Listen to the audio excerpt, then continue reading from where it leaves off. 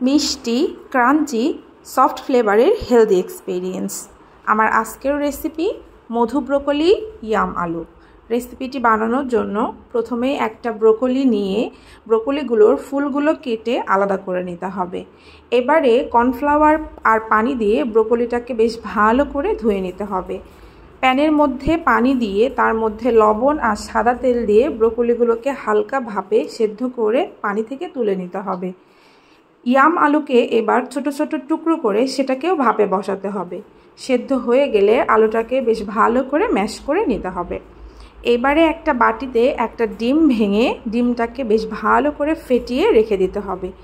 এইবারে ব্রোকলির গোড়ায় সেদ্ধ করা ইয়াম আলুটাকে বেশ ভালো করে চেপে চেপে প্লেটে সুন্দর করে সাজিয়ে তার উপরে গোজামেরি এবং সুগন্ধি মধু দিয়ে দিলেই কিন্তু রেডি মধু ব্রোকলি ইয়াম আলু।